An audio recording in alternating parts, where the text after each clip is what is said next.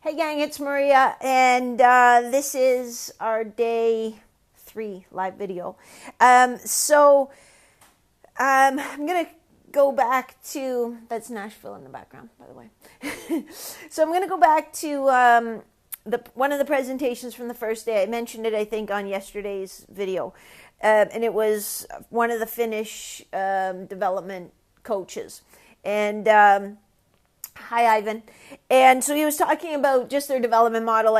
So basically there are no private camps or goalie coaches or things like that in Finland because they have such a comprehensive goalie development program. And the bigger clubs help the smaller clubs, and they have regional directors, and it's all set up really, really slick. Now, granted, they're a much smaller country than we are, so that's part of it. But what I wanted to come back to, and again, I referred to it the other day, was that they look at, in order of importance, the character, the athleticism, and the game. So they look at a goalie as a person first, an athlete second, and a goaltender third, which I think is kind of exactly what we do here. So it was pretty exciting to hear, a national governing body take the same approach.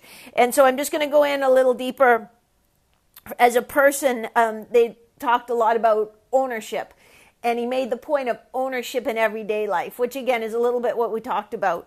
And they talked about making the small decisions, like the right small decisions, even in everyday life. So practicing that habit of excellence. Again, not to say that we're always going to be perfect, we're always going to make the right decisions, but it's just practicing. It's just like when we're on the ice, we're going to practice. Sometimes the puck goes in the net. It doesn't mean like that we're terrible. It just means we didn't stop that puck. So, and then he talks about goal setting. Oh, that's interesting. What we're doing right here. So goal setting, teaching them goal setting, teaching them the courage to practice hard, the courage to compete in practice, which I thought was really, really cool. I'm just doing the free flow here, which I thought was really cool too, because, sometimes, we are having an off day, or we want to hold back, or we think that it's just practice.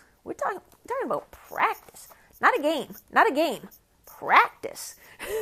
So, the courage to go out every time and play hard and practice hard, because again, it's like, your body knows what you practice. So if you're practicing easy, it's how's it going to know really how to play? And then he talks about sort of a circle of thoughts, emotions, and actions. So, and again, I loved it because he made the point, and they teach their goaltenders, like, you create your thoughts. So, again, a ref doesn't make a call, or coach doesn't play you, they start the other guy, even though you had a really good game your last time out. So you create thoughts about that, and that impacts your emotions and how you feel. And if you pout, or you're mad, or you feel, deflated by it, and then that impacts your action. You know what? I'm not going to pick up pucks today. I don't care if it goes in. I'm not going to do my workout, because what does it matter anyway? So, you've created this cycle, when you could have chosen to say, okay, well, I don't know why I did that, or go talk to him or her and ask why, but, and then for whatever reason, you need to interpret that. Again, it's, somebody just might not like you. and it's like, okay, well, I can stew about that, or I can, choose to feel sorry for them because you're such an awesome person. They talked about how it's a game of situation, not a game of shots. So I like that too, sort of looking at how the situations develop.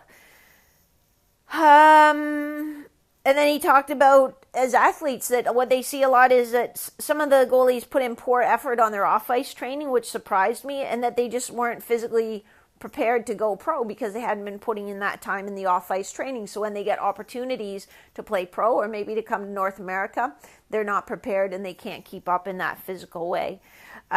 He talked about doing more C-cut and shuffling, less T-push, just because T-push you're less balanced to move the same distance, whereas with the shuffle and a C-cut, you're a little more prepared to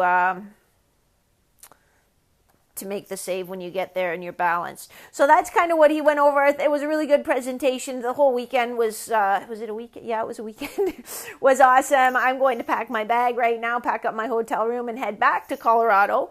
And I will actually have a couple days to hang out and try to catch up on my work. So if you've emailed me or anything, you guys don't because you just messaged me here. But yeah, I'll get caught up on that stuff. And then I'll be out to Colorado Springs for the National Strength and Conditioning Association hockey strength and conditioning clinic. So that'll be next Friday, Saturday. And then I get to go home sweet home. Oh, another thing. I was all excited because Mitch Korn was supposed to be here, and I've talked to him tons of times on the phone and over email. We've never hung out in person, but because the Caps are in the final, he didn't make it because he's with them. So great for Mitch, but that kind of sucked. And then too, he was supposed to do a live Q&A with everybody. So then Mike Valley was like, "Hey, can you do Mitch's Q&A instead?" So it was kind of cool. So instead of doing 2 presentations, I did 2 presentations and a Q&A with everybody, and really good questions, and it was really fun. So an awesome time, lots of great questions from some really good, passionate coaches. So it's exciting too to know that they're going to go back out there, having a better understanding of what their athletes should do. So that's it for me. I'm going to pack up and then hit the sack and head to the airport first thing in the morning. Gang, keep crushing it. Again, I'm trying to get on, but the days are full.